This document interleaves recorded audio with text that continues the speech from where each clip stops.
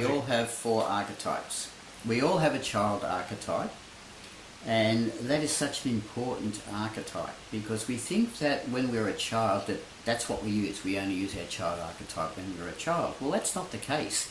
Our child archetype is always with us. And so if you were a creative child, then you're going to be a creative adult. If you're a spiritual child, you are going to be a spiritual adult. And so our little child is always with us. And if you listen closely to yourself and you just get that little voice in your head, sometimes it's intuition, but of course often it is your child archetype talking to you. And because children are extremely intuitive, sometimes it's a combination of both. And I always say to the adults, listen to your child archetype. They say words of wisdom, absolutely brilliant. Okay, so we all have a child archetype, and there are 5 main child archetypes. The first one I want to talk about briefly is Peter Pan. That's me. Okay? Then there is the divine child, and then there is what I call the indulged child, and then there's the nature child, and fifthly there's the wounded child. So they're the 5 child archetypes, and each one of us has one of those. So that's the child archetype. Then we all have a victim archetype, and our victim is our self-esteem.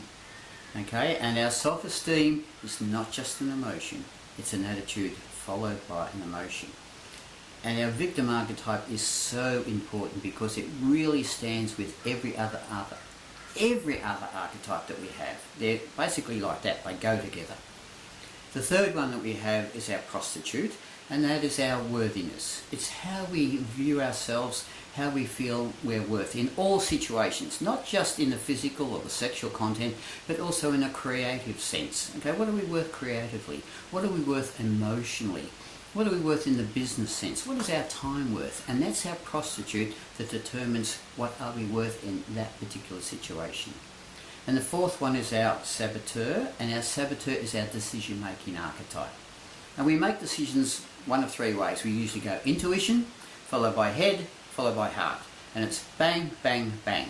And that's our saboteur at work. And so again, when you hear people say that they've sabotaged themselves, basically they haven't listened to their intuitive self. It's been the negative saboteur at work. But we'll go into a lot more detail with those later on. But yeah, they're the 4 archetypes that we all have. They're very strong archetypes. They're very powerful archetypes. And so they do hold very much the key often as to who we are and what we do.